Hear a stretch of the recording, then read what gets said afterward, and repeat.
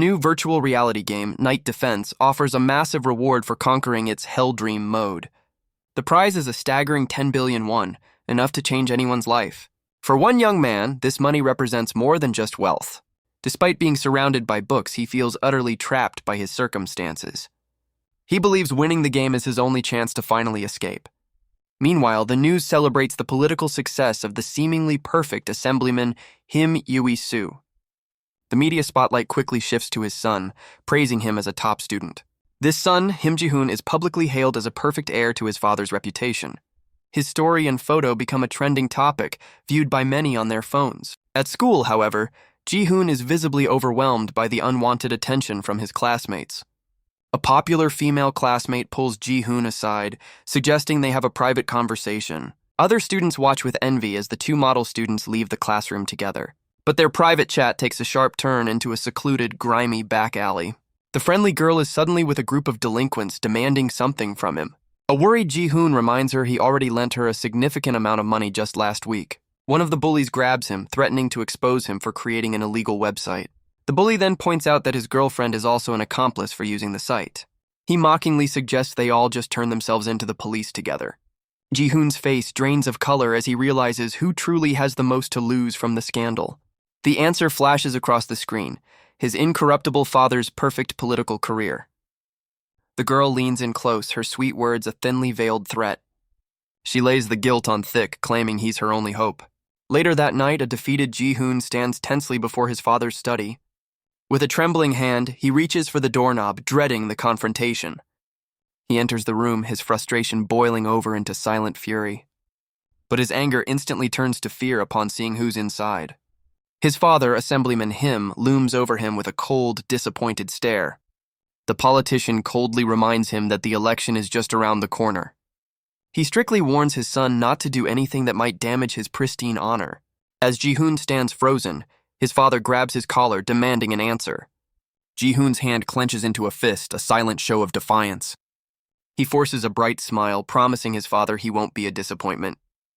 The assemblyman scoffs, wondering if it's even possible to be more disappointed in his son. He coldly dictates that Ji-hoon's only purpose is to follow his orders without question. A stark declaration appears.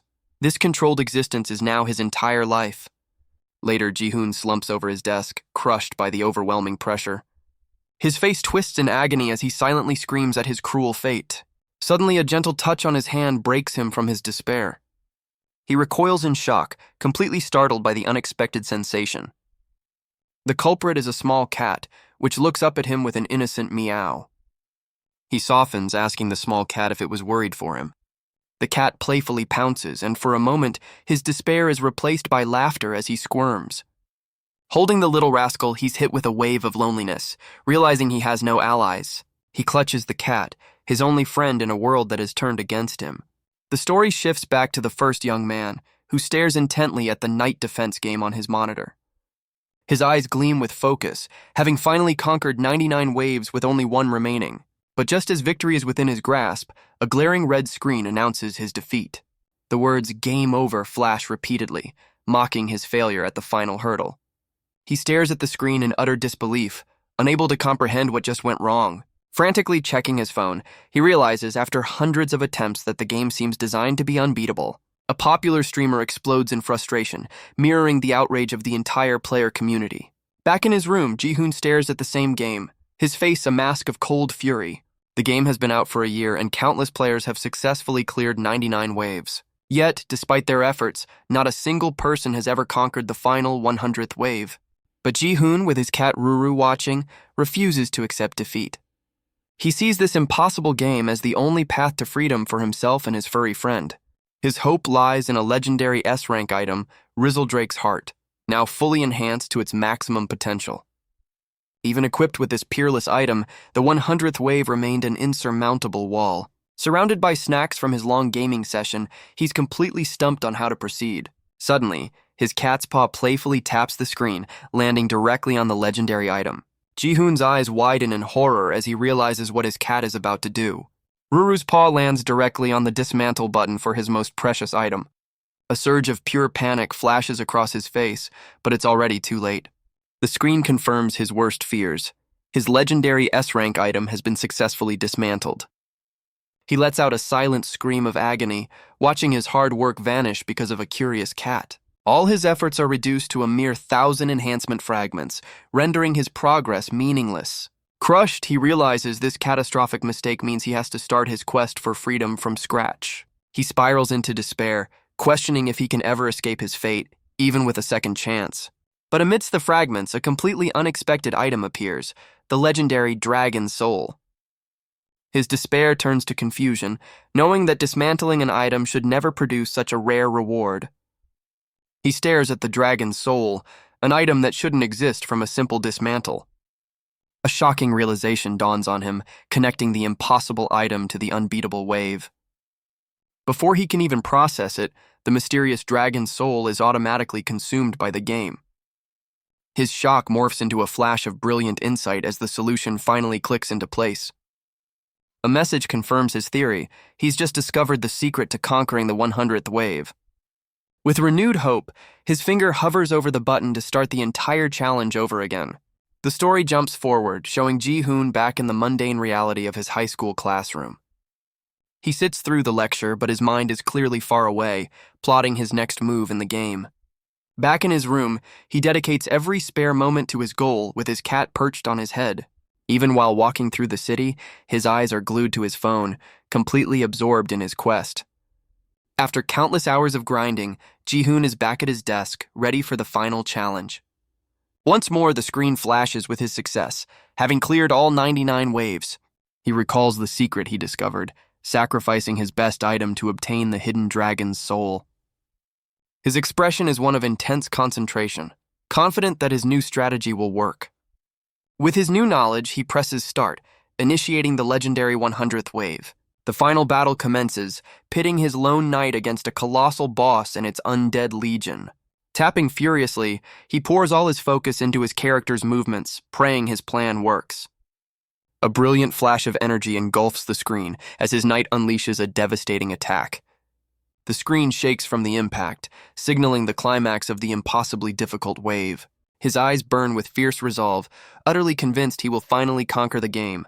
The word victory blazes across the screen. He has finally done the impossible. He leaps to his feet in pure elation, his triumphant shout echoing in the silent room. But his celebration is cut short by his father, who stands menacingly in the doorway with a golf club. Ji-hoon's joy instantly vanishes as his father reveals he received a call from the blackmailers. The assemblyman explains they tried to extort him, using Ji-hoon's mistake as leverage. His father's voice drops, reminding his son of the one rule: never tarnish the family honor. Terrified, Ji-hoon shrinks back, desperately apologizing as his father advances on him. From outside, their silhouettes tell a grim story as the father raises his club against his cowering son. With terrifying speed, the assemblyman swings the club down in a furious, punishing arc. Ji-hoon's world shatters, his eye reflecting the terror of the brutal, unforgiving impact. His phone lies shattered on the desk, a stark reminder of his weakness and inability to defy his father. A tear falls from his eye as a shocking realization dawns on him, sparking a new kind of defiance. Later, he approaches his father, his voice trembling as he asks about his missing cat, Ruru. The assemblyman coldly dismisses his concern, stating that Ji-hoon no longer needs such a pet. Ji-hoon grits his teeth, barely containing the surge of rage at his father's callousness. Noticing the look of rebellion, his father menacingly questions his son's defiant expression. Panic and fury overwhelm him as he desperately demands to know where Ruru is. His father pauses, drawing out his cruel answer with a sinister calm. He then delivers the final blow, telling Ji-hoon the cat is now with his deceased mother. Ji-hoon's expression shatters into one of pure, unadulterated horror at the monstrous confession. His father's cruel words from the past echo in his mind, promising rewards for absolute obedience. He recalls the chilling warning to never be a disappointment again. The memory of his father's cold, emotionless voice fills him with dread. A twisted declaration of belief was just another tool for control. Back in the present, Ji-hoon's despair finally ignites into pure, unyielding hatred. Staring at the discarded golf club, he realizes he can't take this life anymore. In his moment of utter defeat, a system message declares him the first ever conqueror of night defense. The victory feels meaningless as he collapses, convinced he has nothing left to live for. but his shattered phone suddenly glows, displaying a mysterious invitation. An impossible surge of energy erupts outside his window, beckoning him to another world. A pillar of light descends from the heavens, striking a grand castle in a new, unfamiliar world. Inside, Ji-hoon materializes before stunned guards, hailed as the one who will save them all. He finds himself kneeling in a grand hall, surrounded by knights who recognize him as their legendary hero. The common folk erupt in cheers, their faces filled with desperate hope for the savior who has finally arrived. But Ji-hoon feels nothing, a strange emptiness where his tears and despair should be. He realizes with chilling clarity that his emotions have been completely wiped clean. An imposing, bearded figure in royal attire clears his throat, demanding his attention. The king on the throne formally asks if he is the prophesied knight destined to save their kingdom. Ji-hoon stares at the king, a flicker of recognition crossing his unnervingly calm face. He instantly recalls the pixelated king from the game, realizing he's been pulled into the world of knight defense. The imposing monarch introduces himself as Bayless Jordia III, ruler of the Jordia Kingdom. He explains that his kingdom is on the brink of collapse, besieged by monsters from all sides.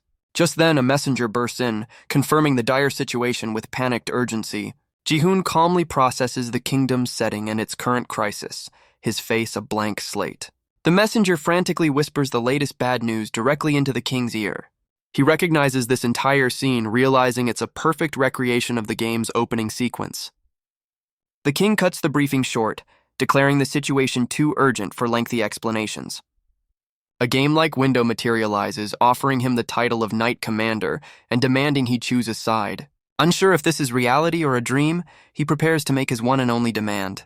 With a flicker of his former self, he names his price to save their world, a cool 1 billion won. A montage of memories with Ruru flashes through his mind, a stark reminder of what he's lost. The court whispers in disbelief, questioning his strange demand and unimpressive appearance. The king brushes aside the specific sum, promising to grant any wish if he accepts the role of protector. Ji-hoon's expression remains stoic as he processes the king's boundless promise. His eyes widen slightly, the king's promise of anything igniting a flicker of emotion within him. The king's commanding tone is eerily familiar, demanding simple obedience. The king's demand for obedience shatters his calm, triggering a vivid, traumatic memory. He's thrown back to a memory of his father's menacing eyes, promising rewards for submission. The memory intensifies, recalling his father's suffocating grip and hollow promises of granting his desires. A tear escapes his eye, the king's words reopening a wound he thought was left behind. The king's face merges with his father's, their manipulative promises of belief becoming one and the same. Ji-hoon explodes in a fit of rage, flatly refusing to be a pawn any longer. The king watches this unexpected defiance, his expression hardening. He realizes that everywhere he goes, people only see him for his title and what they can gain. Memories of his classmates and their betrayal flash through his mind. He sees his father's controlling smile, understanding that even his own family used him for their ambitions.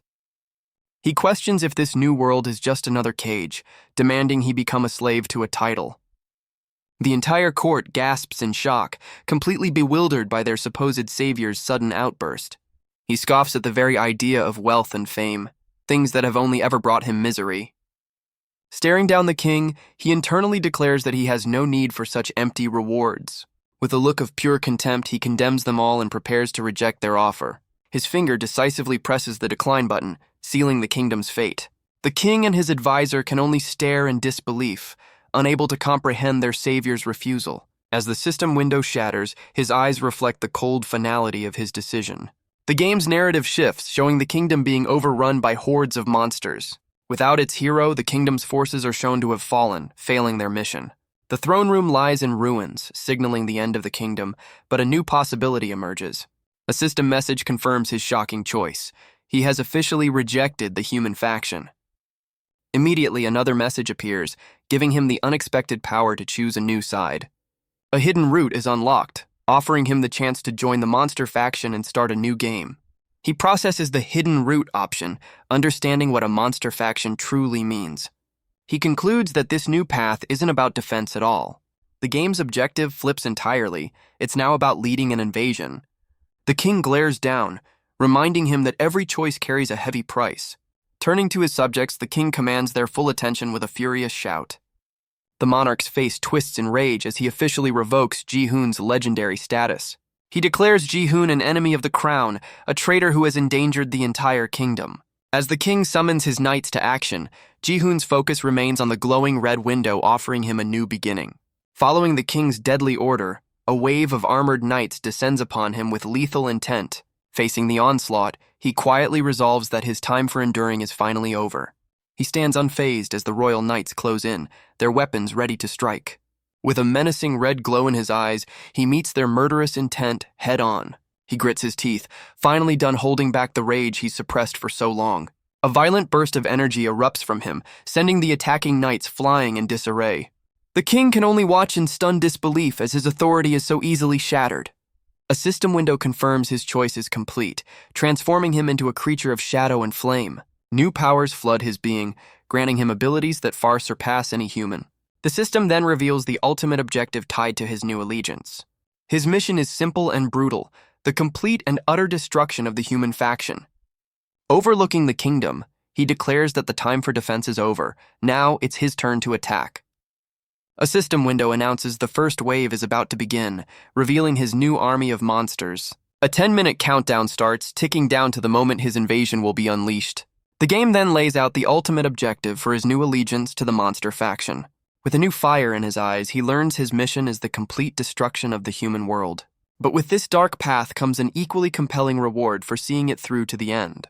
The prize is the power to take any single item from this game world back with him. He realizes this means he can return to his original world, but not empty-handed. A memory of his mother bringing Ruru home floods his mind, reminding him of a happier time. A new, powerful resolve forms. He understands he might be able to go back and fix everything. Surrounded by knights, he now has a reason to fight, empowered by the hope of changing his past. The royal knights reel back in shock, questioning the source of the ominous energy that just erupted from him. From his throne, the king struggles to comprehend the power he just witnessed, wondering if monster is even the right word. His new form is a terrifying silhouette of shadow and flame, radiating an energy completely alien to this world. He calmly assesses the situation, noting that while choosing a faction is new, the game's core mechanics might still apply. Just as he predicted, a main quest window appears, giving him his first objective: crush the human defenses. Despite the new objective, he recognizes the familiar game progression, his expression remaining cool and calculated. Knowing the game's flow, he anticipates the next reward, a summon for a powerful S-rank ally. But instead of a knight, a mysterious dark egg materializes before him, catching him completely off guard. A system window clarifies the twist. His allegiance to the monsters has changed his starting reward to a powerful monster egg. Without hesitation, he accepts the offer, ready to see what new ally awaits him. A brilliant flash of light erupts from the egg, blasting the surrounding knights away. From the smoke, a massive, shadowy figure begins to take shape, its presence chilling the air. The royal knights stare in utter horror, realizing a powerful entity has been summoned into their midst. Ji-hoon's eyes widen with recognition, shocked that the game would grant him such a legendary monster from the start. The system confirms his suspicion. This is the fearsome dragon boss from the 99th wave. The legendary cold-blooded dragon, Rizzledrak, is revealed in all its terrifying glory. He understands that summoning this beast here means the instant annihilation of the entire human faction. But instead of a fearsome dragon, a tiny bat-winged creature bursts from the egg with a cheerful cry. Ji-hoon stares in disbelief, realizing he's summoned Rizzledrak as a level 1 baby. The newly hatched dragon looks up at him with wide, innocent eyes, completely unaware of its own legendary potential. The tiny dragon playfully licks his hand, a surprisingly gentle gesture from a legendary beast. Stunned, Ji-hoon sees an uncanny resemblance to his lost cat, Ruru. A system window pops up, granting him the powerful ability, Eye of the Overlord. He quickly learns this new passive skill allows him to analyze any monster or item. The royal knights regain their courage, dismissing the tiny creature as a pathetic summon. Believing him to be defenseless, the knights charge forward, ready to strike him down. Ji-hoon's resolve hardens, deciding that whether this is a dream or reality no longer matters. His eyes glow with a sinister purple light as he designates his first target. He activates his new skill, realizing his only hope lies in the power of his tiny companion. The analysis reveals the baby dragon's first skill, a level 1 dragon breath, his one shot at survival. With a desperate shout, Ji-hoon commands his tiny companion to attack. The royal knights swarm him, their captain raising a halberd for the final blow. He puts all his faith into his only available skill, the legendary dragon breath. The baby dragon gathers a small but potent ball of dark energy in its mouth. A knight's confident charge turns to terror as he's engulfed by the sudden blast.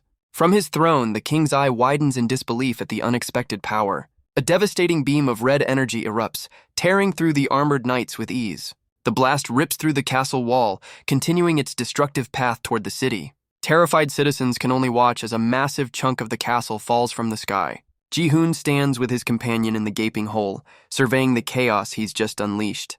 Ji-hoon stares in wide-eyed shock, just beginning to process the sheer power he now commands. The king's advisor reels back, horrified that the palace wall was shattered with a single attack. Terrified courtiers label him a demon, unable to comprehend the creature he's just summoned. A sinister smile crosses his face as he realizes conquering this world might be easier than he imagined. The system reminds him of the ultimate prize, returning home with any item he chooses. He considers the countless legendary items in this world, confident he can find one to fix his past. Looking back on his miserable life, he decides there's no reason to hurry back just yet. With his tiny dragon growling on his shoulder, he resolves to focus solely on the mission at hand. The enraged king calls out from his throne, addressing the one who was supposed to be their savior. His face contorted with fury, the monarch prepares to deliver a grave proclamation.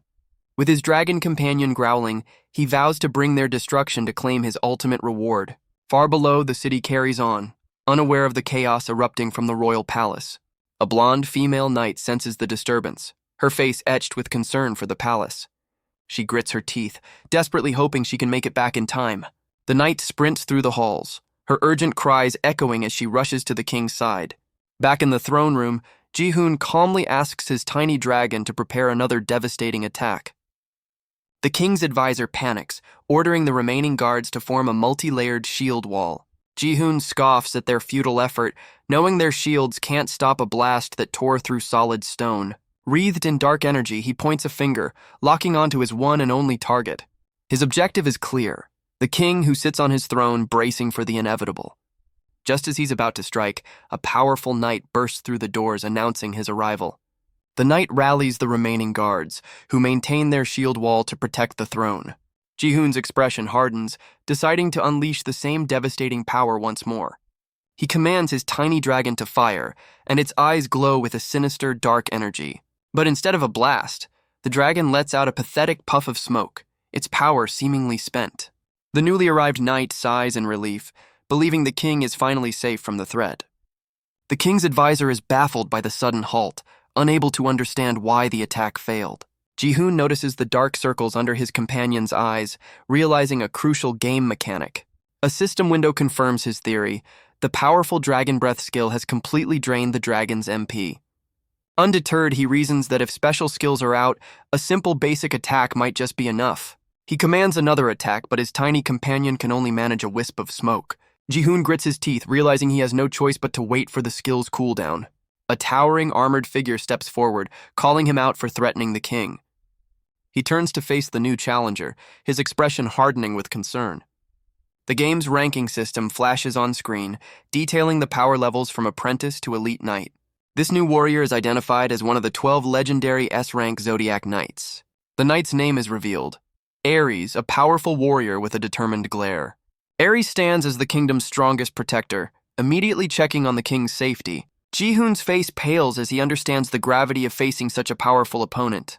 With the battle lines drawn, the king gives the final order to eliminate the palace invader. Ares accepts the command, his fiery staff blazing as he prepares for battle. Ji-hoon panics, realizing he's facing an S-rank knight with no way to fight back. His eyes widen in horror as he recognizes Ares, one of the legendary 12 Zodiac Knights. The knight raises his staff, preparing to unleash a devastating area of effect skill. He slams his weapon down, unleashing a cataclysmic wave of fire across the throne room. A massive flame wall erupts, trapping Ji-hoon and his companion in a blazing inferno. But Ji-hoon's shock turns to confusion as he watches the attack unfold. The fiery blast isn't aimed at him, but instead shoots out of the castle, causing even more destruction. The royal knights are caught in the blaze, their own bodies engulfed by the friendly fire. They cry out in confusion, realizing their strongest protector's attack is completely indiscriminate. Ji-hoon sits stunned amidst the inferno as the surviving knights cry out in agony. He realizes the flame wall skill is a straight-line attack, aimed directly from the caster to the target. Knowing he was the primary target, he barely managed to dive out of the fiery path. He looks at the fallen guards, understanding their protector has zero regard for his own allies. Ji-hoon grits his teeth, disgusted by the knight's reckless display of power. Ares scoffs at his agility, unimpressed that he managed to evade the attack. The Zodiac Knight's eyes glow with menace, promising his next attack will be a direct hit. But Ji-hoon knows the knight's most powerful skill is now on cooldown, giving him a brief opening. A flicker of hope is quickly extinguished as he realizes he's still completely outmatched. Ares leaps forward, sword ablaze, warning him that struggling will only worsen the inevitable. Desperate for a way out, Ji-hoon frantically searches for a solution. He refuses to accept defeat after coming so far, standing his ground against the charging knight. Suddenly, a system window offers him a lifeline, an unclaimed main quest reward. He realizes it's a random item box, a last-ditch chance to turn the tables. Without a moment's hesitation, he desperately accepts the unexpected reward. He slams his fist onto the accept button, claiming his prize with explosive force. A mysterious chest materializes before him, causing the attacking knight to mistake it for a summoning spell. A brilliant golden light erupts from the chest, his eyes widening in surprise. From the light emerges a colossal, ornate sword, its power radiating from the open box. He immediately activates his Eye of the Overlord skill to analyze the legendary weapon. The analysis reveals the weapon's name, Hellbringer, an S-rank sword destined to bring chaos. He can't believe his luck, questioning if he really just received an S-class item. Ji-hoon is stunned, realizing he pulled an S-rank weapon from his very first random box. He understands that a weapon with this much power has only one terrifying purpose. The sword slams into the ground, confirming its mission is the total annihilation of the human faction. But the legendary weapon suddenly cracks the floor, releasing an unstable energy. His confidence turns to sheer panic as he realizes the sword is dangerously unstable. The ground beneath him erupts in a massive, uncontrolled explosion. Ji-hoon is thrown backward, completely caught off guard by the weapon's betrayal. He plummets from the castle, his victory instantly turning into a terrifying fall. He fumes, wondering what kind of shoddy palace can't even handle the weight of a single sword. His frustration turns to panic, realizing he's in trouble before he's even done anything. As he plummets from the sky, he refuses to accept such an anticlimactic end. He instinctively covers his head, bracing for a fatal impact with the ground below. But his fall abruptly stops, leaving him hovering in midair, completely bewildered. Looking down, he sees he was saved just moments before crashing into a courtyard fountain. The source of his rescue is revealed, the tiny bat-like wings of his companion. His baby dragon struggles to keep him aloft, finally proving its legendary lineage. Down below, the citizens of the capital can only point and stare at the flying man. After a rough landing, he grimaces, annoyed at being dropped right in the middle of enemy territory. He realizes that this chaotic encounter has given him crucial information. He now understands the vast power gap between himself and the entire kingdom. Knowing more S-rank knights will appear, he concludes that he must build his own strength. For now, his top priority is a strategic retreat from the capital. Back in the throne room, Ares trembles with shame, his honor as an elite knight shattered by this failure. He seethes with self-loathing, calling himself a pathetic fool unworthy of the king's favor. A courtier tries to get his attention as the Zodiac Knight spirals into despair over his incompetence. The knight finally snaps out of it, his eyes widening as he hears the king summoning him. Ares rushes to the throne, prostrating himself and begging for punishment for letting the enemy escape. The king calmly silences him, then ominously reminds Ares that the sun is setting, hinting at a hidden meaning. The king explains that as night falls, the monsters only grow stronger. He puts Ares in command of the war, ordering him to the walls to protect the kingdom. The monarch's expression is grim, understanding the gravity of the coming battle. Meanwhile, Ji-hoon and his companion make their escape, silhouetted against the setting sun. He recalls the original game's infamous difficulty, particularly its unbalanced first wave. The initial wave of wild goblins was a notorious progress killer for most players. Without a powerful area of effect knight, this first challenge was nearly impossible to overcome. He realizes that with the S-rank knight Ares defending, the walls will easily hold against the first attack. Ji-hoon considers himself lucky, knowing an assassin-type knight would have finished him off instantly. His strategic thoughts are interrupted as he realizes his tiny dragon is losing altitude over the city. He desperately encourages his exhausted companion, knowing they're just moments away from escaping the capital. But their flight falters, sending them plummeting straight toward the outer city walls. His face contorts in panic as he realizes they're about to make a very hard landing. With no time to react, they hurtle directly towards a solid stone tower. They slam into the side of the building, crashing into a dusty alleyway below. He gets to his feet, surprised that he's completely unharmed after such a brutal impact. Examining his hands, he realizes his body has been enhanced, far stronger than any normal human's. As he puts on a pair of discarded boots, a voice from the shadows questions his identity. His eyes widen in disbelief, shocked to find another powerful presence here. A formidable blonde knight appears, revealing herself to be yet another S-rank protector of the kingdom. The system identifies the new challenger as Lib, an S-rank holy knight. Ji-hoon recalls how she was the secret to conquering the unbeatable 100th wave. In the game, she was an overlooked S-rank knight, considered useless for defense and relegated to farming. He remembers that sacrificing her was the only way to obtain the dragon's soul and achieve victory. Back in the present, the formidable knight draws her sword, demanding he reveal his identity. But Ji-hoon was the only one who ever understood her true, hidden potential. He calmly addresses her by name, surprising the knight who has never met him before. He remembers the countless failures it took to finally understand her real worth. She questions his cryptic words, unaware that she was once the cornerstone of his entire strategy. But with his allegiance changed, he now sees his former key to victory as just another obstacle to destroy. Her eyes narrow with resolve. She decides he must be eliminated immediately. Elsewhere, under a darkening sky, the first wave of the invasion begins to stir. A vicious goblin with glowing red eyes snarls, leading the charge against the kingdom. On the castle walls, terrified soldiers spot the approaching horde, their faces pale with fear. A massive swarm of goblins crashes against the outer defenses, beginning their assault. The kingdom's archers retaliate, raining down arrows on the chaotic battlefield below. Desperate defenders hurl stones to stop the monsters from scaling the massive stone walls. The sheer scale of the invasion is revealed as the city's fortifications are completely overrun. A panicked soldier questions their chances of survival, desperately calling for their commander. His comrade reassures him with renewed hope, announcing that the legendary Lord Ares is on his way. In a ruined alley, the holy knight Lib confronts Ji-hoon, demanding to know his identity. Her eyes narrow with suspicion, warning him that his silence will have consequences. Ji-hoon knows he can't defeat her, recognizing that no S-rank knight is her equal in close combat. He clenches his fist, deciding that a strategic retreat is his only option for now. He puts on an innocent act, claiming to be just an ordinary citizen who got lost. But his tiny dragon companion pops out with a fierce roar, completely blowing his cover. Lib's expression hardens as she instantly recognizes the creature as a monster. Ji-hoon panics, realizing his companion has appeared at the absolute worst moment. The knight's suspicion turns to certainty, now believing him to be an enemy accomplice. He knows he can't win a direct fight, realizing she'd strike him down before he could even attempt to fly away. He quickly hides behind the knight, claiming to understand the situation, but she questions his strange behavior. Lib steps forward, vowing to protect the innocent citizen from the tiny creature, completely misreading the scene.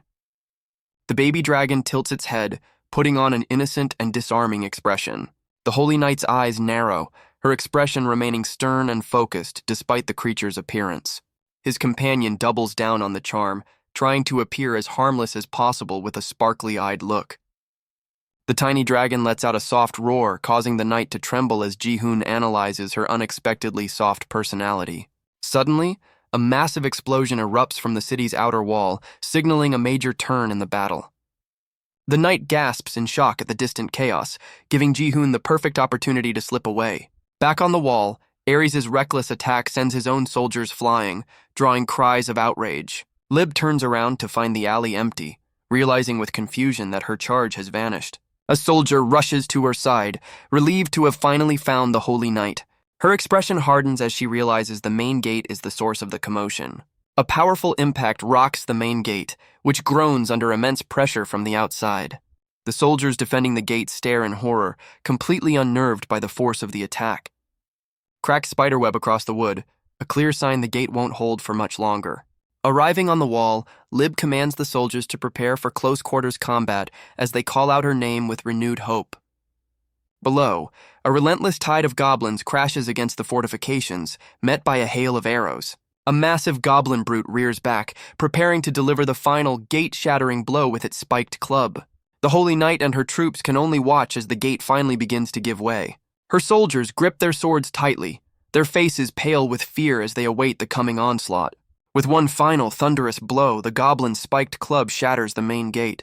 Lib raises her glowing sword, commanding her soldiers to stand their ground against the coming tide. The goblin brute roars in victory, leading the charge through the splintered remains of the gate. But just as the horde pours in, a massive wave of energy cuts a path through their ranks. From the walls above, the Zodiac Knight Ares surveys the battle, annoyed that his intervention was even necessary. Lib stares in disbelief, shocked to see the reckless commander has finally shown up. Ares' face twists with rage, furious that his soldiers allowed the gate to be breached. He internally condemns his troops, branding them all as useless fools. Without warning, he unleashes his devastating flame wall skill directly into the city square. The invading goblins are instantly engulfed in a raging inferno, their advance brought to a fiery halt. The Zodiac Knight smirks, reveling in the fiery chaos he's unleashed upon the battlefield. From a safe distance, Ji-hoon watches the tide of battle turn, his expression unreadable. He recalls his past victories, confident in his knowledge as the only player to ever clear 100 waves. But now his objective is reversed. He must lead the destruction of the human faction within that same time frame. His tiny dragon companion looks up at him, its innocent eyes unaware of their new, brutal mission. Petting the small creature, he realizes that winning this game could be the key to rewriting his own tragic history. As a single drop of rain falls, the tiny dragon looks up, sensing the change in atmosphere. Ji-hoon holds his companion close, making a silent vow to see their mission through to the end. He promises himself that the next time he returns to this city, things will be very different. Meanwhile, the human soldiers celebrate their victory, completely oblivious to the true enemy that just slipped away. The Holy Knight vows that their next meeting will be their last. He ventures into a dark forest, unaware of the monstrous shadow watching him. Looking back, he reflects on how far he's come from the human capital. He arrives at the eerie entrance to the monster faction's territory. He realizes this hidden route is an entirely new game he's never played before. He recalls his countless resets, giving him perfect knowledge of the kingdom's defenses. But now all his old strategies are useless. He's starting from scratch in enemy lands. Standing on a cliff's edge, he suddenly remembers a crucial detail he's overlooked. He turns his attention to his tiny dragon companion, Rizzledrak. But the little dragon drifts away from him, its stomach rumbling loudly. His eyes widen as he realizes his legendary dragon needs to eat, just like any other creature. The little dragon's hunger leads it to a colony of tiny ants, which it eyes with intense curiosity. The ants drop their pebbles in shock, startled by the sudden appearance of the massive predator. One of the ants freezes in absolute terror, sweating profusely at the sight of the tiny dragon. Ji-hoon watches the scene unfold, amused by how much his dragon's predatory focus reminds him of a cat. He sits down to strategize, wondering how to proceed now that he's in uncharted territory. Just as he predicted, a new quest window materializes, offering him his next objective. The system tasks him with establishing a monster faction, promising a random skill as a reward. He considers the challenge, wondering if he's meant to personally recruit monsters to his cause. His thoughts turn to the weakest early game monsters, anticipating the imminent arrival of goblins. He questions the lack of monsters, wondering how he's supposed to recruit an army he can't even speak to. Suddenly, a dark, shadowy blur darts through the undergrowth, moving with incredible speed. Ji-hoon whips around, his senses screaming as the unseen threat closes in on him. A shadowy tendril lashes out with lethal intent, sending him stumbling backward in shock. His eyes widen in terror as the monstrous appendage rushes directly toward his face. The tendril ensnares him, lifting him effortlessly into the air as he struggles against its grip. He slammed violently into the ground, the impact kicking up a cloud of dust and debris. Dazed and wounded, he squints up at his attacker, bracing for the inevitable final blow. But just as the attack is about to end him, a mysterious hand intercepts it, stopping the assault cold. His eyes dart to the side, his shock turning to utter disbelief as he recognizes his unexpected savior. He struggles to identify his savior, recognizing only her flowing white hair. His rescuer is revealed to be a fierce beastkin woman with sharp claws and piercing blue eyes. Ji-hoon stares in confusion, mistakenly identifying the powerful warrior as a rabbit. An angry mark appears on her head, clearly offended by his poor choice of words. She furiously gets in his face, insisting she's a fox, while he tries to clarify his comment. The beastkin continues her tirade, pointing to her ears as he calmly tries to identify her species. He thoughtfully strokes his chin, analyzing her features as she stands with an impatient huff. A look of sudden realization crosses his face as he finally connects the dots. He correctly identifies her as an Arctic fox, earning a subtle but pleased reaction. Suddenly, he's surrounded by 3 identical copies of her, leaving him completely flustered. The beastkin eyes him suspiciously, noting that while he looks human, he smells like a monster. Ji-hoon is taken aback, questioning what she means by her strange observation. A system window suddenly appears, announcing the permanent activation of 2 new passive skills.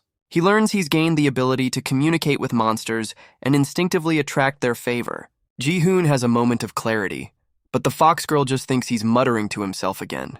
She points an accusatory finger, her patience finally snapping as she demands to know his identity. The beastkin gets right in his face, her expression furious as she presses for an answer. He's baffled by her aggression, wondering why his likable monster skill isn't working. Ji-hoon realizes with concern that his ability to attract positive attention has completely failed. Suddenly, the shadowy tendril that attacked him is violently intercepted and destroyed. A trio of sinister-looking humans emerges from the forest, one of them gleefully holding a whip. Ji-hoon realizes there are other human factions in this world, wondering if these are bandits. The fox girl's face contorts with anger, now certain that Ji-hoon is just another human hunter. Wounded and trapped, she accuses him of setting the snare that caught her. She glares at him with furious intensity, demanding to know why he's pursuing them. He tries to de-escalate the situation, insisting there's been a terrible misunderstanding. The bandit leader hands off the rope, clearly unimpressed with Ji-hoon's attempts to talk his way out. The rope is suddenly pulled taut, signaling the end of their conversation.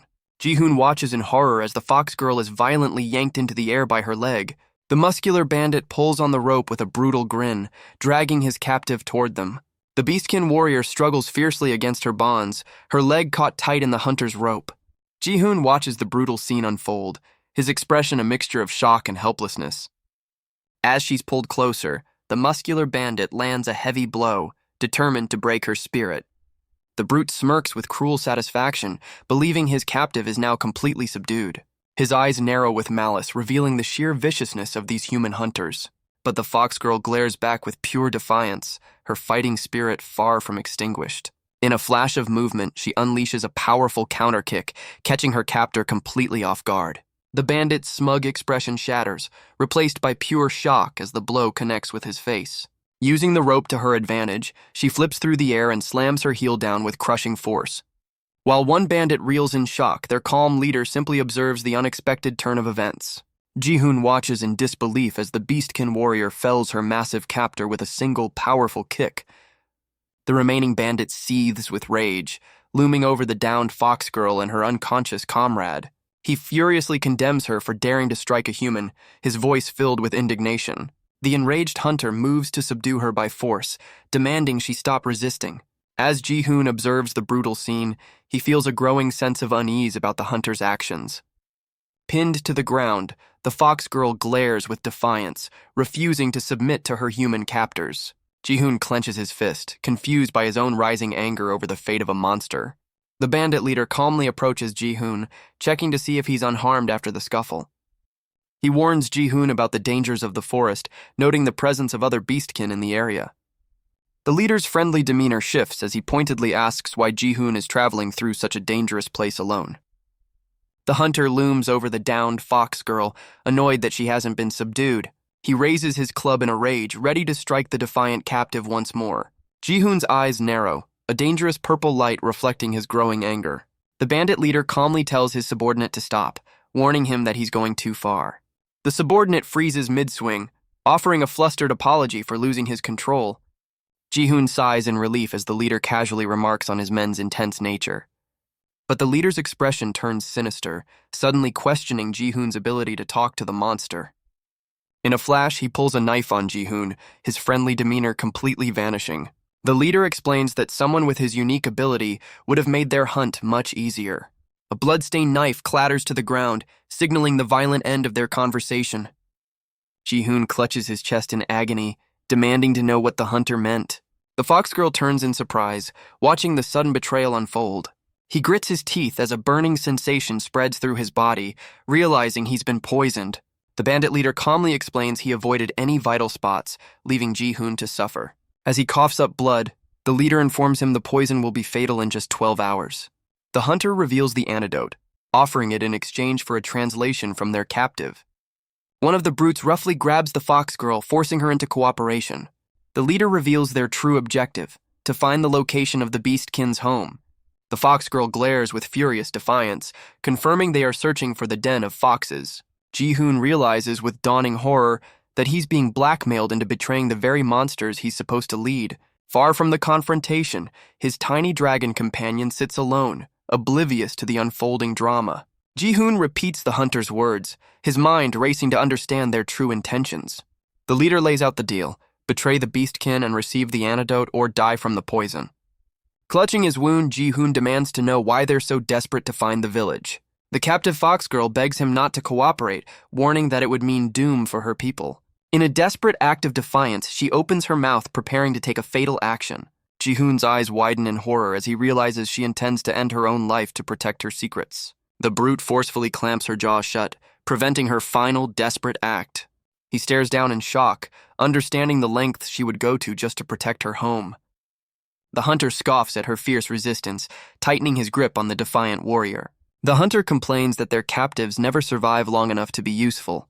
This makes their goal of finding the hidden fox den seem completely impossible. He resorts to violence, striking the captive warrior to break her will. Despite the brutal treatment, the fox girl's defiant spirit remains unbroken. The leader callously notes her resistance, concluding that the beastkin have no fear of death. He orders his men to stand guard, wary that more of her kind might be nearby. Ji-hoon realizes the beastkin are far from simple animals, possessing a keen sense for danger. The leader presents his ultimatum: translate for them and lead them to the den. His expression darkens as he demands to know what thing they are so desperate to find. The hunter reveals they're on a recovery mission, promising to spare both him and the captive if he helps them find it. The hunter's ultimatum triggers a painful memory, reminding Ji-hoon of a familiar look. He recalls a girl from his past, her face a mask of false sincerity as she promised to repay a debt. He remembers the sting of her lies, but a grim realization dawns on him from his past. His history taught him that people's motives don't matter as long as he gets what he needs. He was just a tool, protected from bullies only because he was a convenient source of money. The lesson was brutal and clear. His survival has always depended on his usefulness to others. Back in the present, clutching his poisoned wound, he applies this cold logic to his current crisis. He steels his resolve, refusing to let his story end in this desolate forest. Turning to the captive beastkin, he reluctantly relays the hunter's demand to be led to her village. The fox girl's head hangs in defeat as he tries to convince her that cooperation is the only way to ensure their survival. The bandits are stunned, realizing their leader correctly suspected Ji-hoon's ability to communicate with monsters. The fox girl admits he feels different from other humans, revealing that her village is home to over 100 beastkin. She looks up with a flicker of hope, questioning if she can truly trust his words. Bloodied and cornered, Ji-hoon sweats under the immense pressure of the life-or-death negotiation. He makes a shocking declaration, insisting that he is not aligned with the human faction. Clutching his poisoned wound, he attempts to build an alliance by painting the hunters as the true villains. His eyes widen with conviction as he commits fully to his dangerous deception. As the hunter dangles the antidote, Rizzle suddenly appears on his head, its eyes glowing with rage. The tiny dragon unleashes a furious roar, its energy flaring as the startled hunter demands to know why the translation stopped. Ji-hoon is completely flustered, caught off guard by his companion's ill-timed protective outburst. The tiny dragon's eye becomes a void of pure rage, crackling with destructive red energy. The hunter leader notices the creature's sudden shift in attitude as Ji-hoon panics. His subordinate points in terror, finally spotting the menacing monster floating in the air. Rizzle gathers power, its jaw trembling as it prepares to unleash a devastating attack. The captive fox girl screams a warning, urging the hunter to dodge the incoming blast. But Ji-hoon knows it's already too late, his expression grim as the scene unfolds. The dragon unleashes its breath attack, a terrifying beam of energy that makes the hunter plead for his life. The bandit's final thoughts are a desperate, silent plea for mercy. A searing red laser erupts from the tiny dragon, striking the hunter with pinpoint accuracy. In the aftermath, the bandit leader is completely gone, leaving his stunned comrades behind. Ji-hoon stares in utter shock, blood dripping from his mouth as he witnesses the instant obliteration. The two remaining bandits are frozen in terror, their faces pale with disbelief at their leader's demise.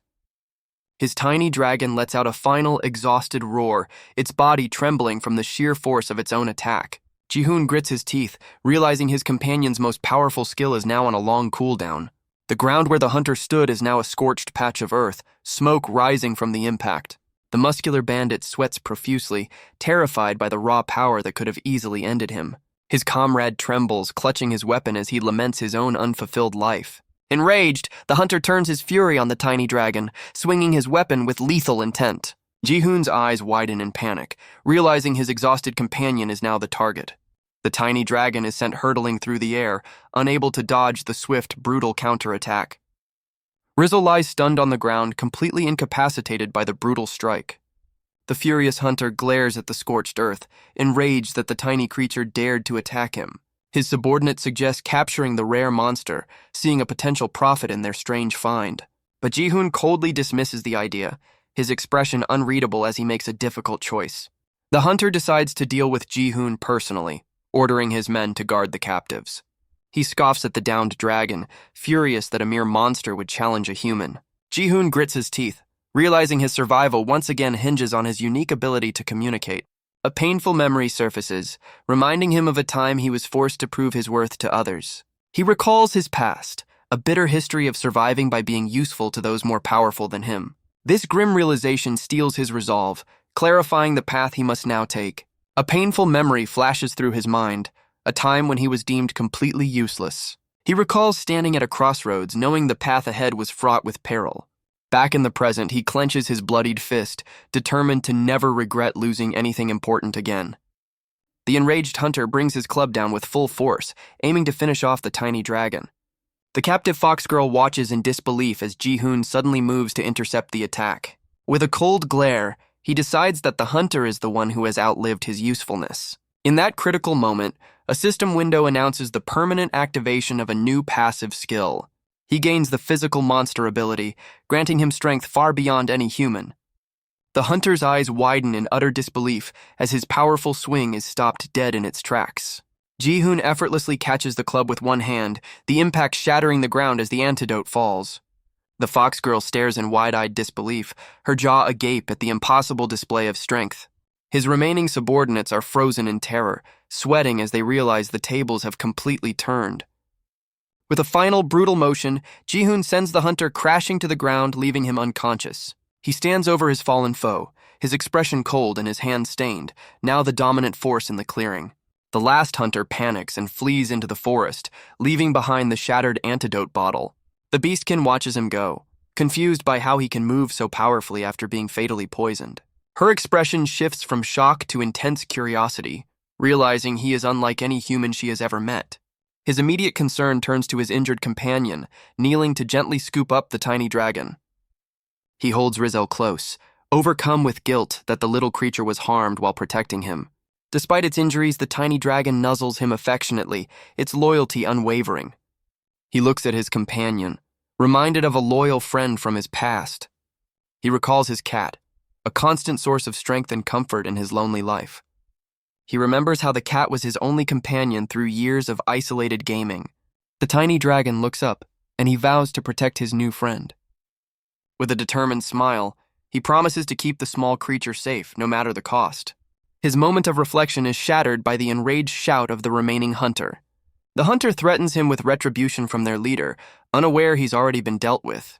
Ji-hoon's expression turns cold, completely unfazed by the empty threats. The hunter's bravado crumbles into fear, realizing the man before him is no ordinary opponent. Terrified, the last hunter grabs the fox girl and flees into the woods, leaving a final, hollow threat. The tiny dragon lets out a defiant roar, refusing to back down.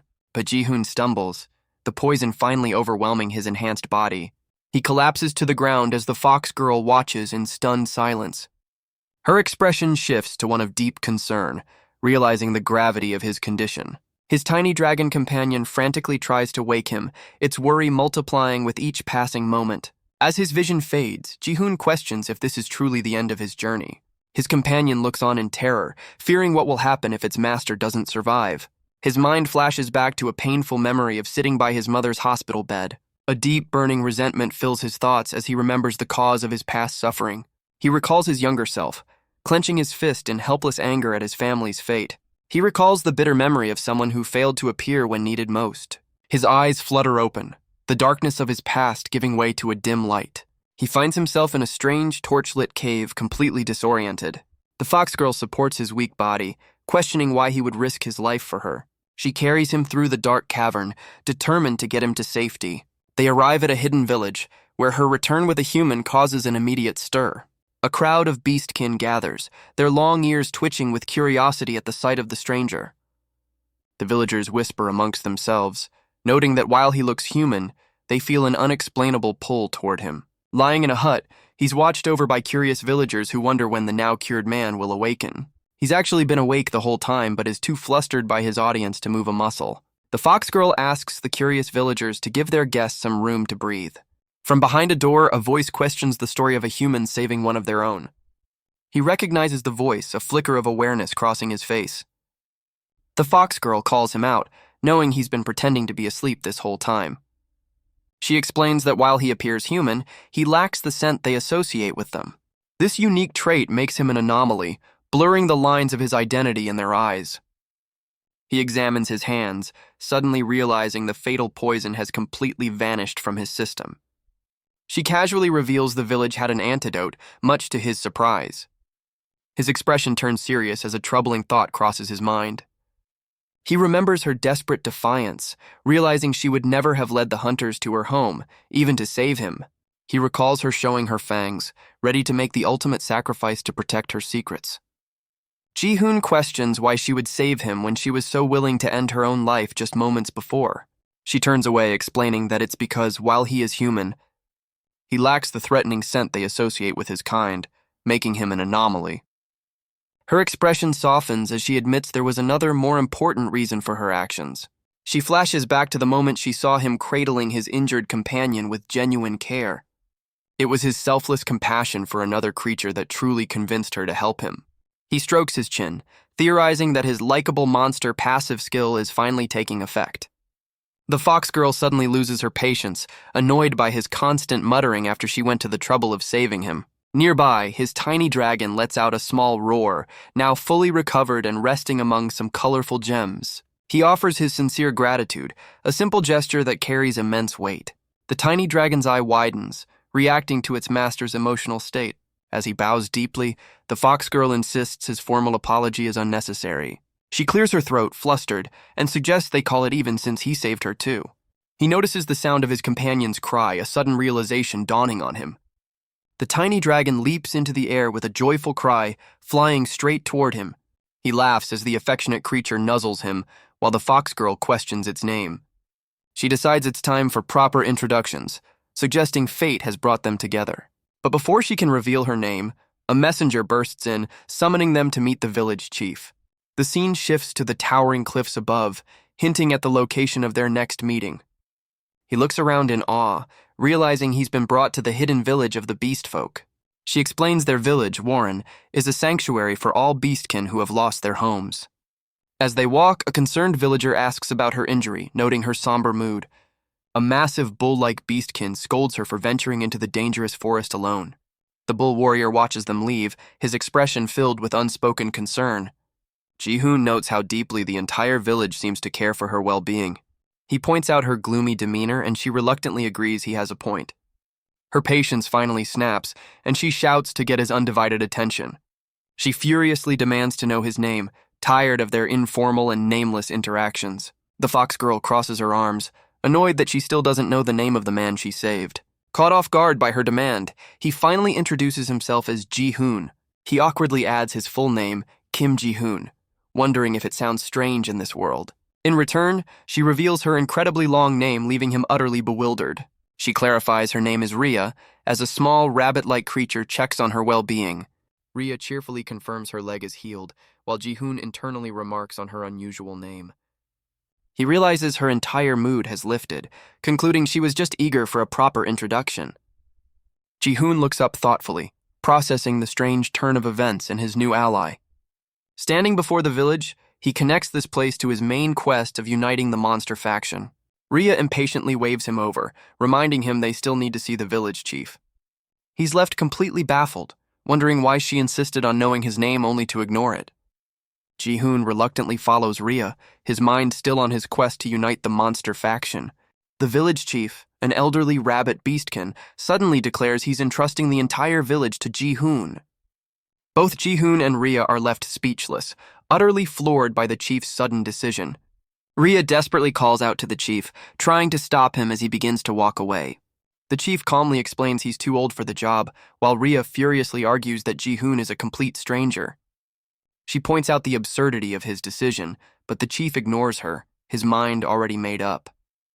As the chief walks off into the distance, Rhea shouts that she will never accept his choice. Ji-hoon watches the dramatic scene unfold, his expression turning serious as he processes the situation. The scene then flashes back, revealing the conversation that led to this moment. The chief explains that he often has prophetic dreams, and they have never failed to become reality. The chief's prophetic dream reveals that Ji-hoon alone is destined to save their village from a fiery fate. This prophecy aligns perfectly with his main quest to unite the monsters and build a new faction. He connects the dots, questioning how the chief's words tie into his mission. A grim realization dawns on him. The village is in imminent danger. He recalls the bandit leader's mission to recover a lost item, a detail that now seems critically important. A cold sweat runs down his face as the pieces of the puzzle start falling into place. Returning to the present, he urgently calls out to Rhea, trying to get her attention. He asks a crucial question, worried that the hunters might have followed her back to their sanctuary. Rhea confidently explains that their village, Warren, has remained hidden and undiscovered until now. She begins to explain the secret behind their village's perfect concealment. She explains their village is protected by a steep mountain range and a vast ocean, making it naturally inaccessible. Rhea reveals there is only one secret entrance to their sanctuary without scaling the treacherous peaks. The only way in is through a hidden network of tunnels dug deep into the earth by the rabbit beastkin. This underground labyrinth is so complex that finding the correct path to Warren is nearly impossible for outsiders. Ji-hoon confirms he saw no signs of pursuit, but Rhea's relief is overshadowed by a lingering doubt. A deep sense of unease washes over him as he glances at her still bandaged leg. His eyes widen in horror as he spots a fresh trail of blood leading into the cave system. Elsewhere, the surviving hunter smirks, having successfully tracked the blood trail to the hidden entrance. He emerges from the tunnels, his eyes falling upon the unsuspecting beastkin village below. A sinister look crosses his face as he confirms he has finally located their hidden sanctuary. But a deep sense of unease washes over him as he glances at her still bandaged leg. His eyes widen in horror as he spots a fresh trail of blood leading into the cave system. Elsewhere, the surviving hunter smirks, having successfully tracked the blood trail to the hidden entrance. The villagers cry out in alarm, spotting the human intruder who has just emerged from the tunnels. Panic spreads through the village as they realize a human has successfully infiltrated their hidden sanctuary, Warren. The captured hunter lies on the ground, confused by the beastkin's furious shouts as they surround him. Ji-hoon calmly confronts the hunter, deducing that he followed the blood trail from Rhea's wound. Rhea stares in shock, realizing with guilt that she was tailed the entire time without noticing. The bull-like warrior tries to comfort her, insisting she's not to blame for the intrusion. He reassures the villagers that with the hunter caught, they just need to erase the trail to secure their home once more. The villagers try to comfort a distraught Rhea, assuring her that the intrusion isn't her fault. But Ji-hoon's expression darkens as he realizes a critical detail. 2 of the hunters are still missing. The captured hunter begins to laugh, taunting them with the promise that their entire village will burn. He gleefully reveals he's part of a crew so infamous that even the kingdom fears them, led by a boss named Screaming All. The hunter's threat escalates, claiming their boss is already on his way with an army of over 200 men. Ji-hoon's face hardens as he processes the name and the scale of the impending danger. Meanwhile, deep in the caves, the muscular hunter helps his unconscious comrade retreat. The downed hunter begins to awaken, his mind filled with thoughts of his leader. He springs up in a rage, demanding his subordinate avenge him for the earlier humiliation. Suddenly, a new imposing figure appears before them, his horned silhouette casting a menacing shadow. The bruised hunter eagerly volunteers to lead his boss directly to the newly discovered entrance. The imposing bandit leader, Screaming All, calmly praises his subordinate for a job well done. A sinister smile spreads across the leader's face as he confirms they are now heading to the den. The hunter smirks with cruel satisfaction, ready to guide the impending invasion. Back in the village, the captured hunter reveals his infiltration was just one part of a much larger plan. Elsewhere, the two escaped hunters flee, one trying to convince his injured comrade to retreat. The injured hunter refuses to stop, his bruised face set with grim determination to finish the job.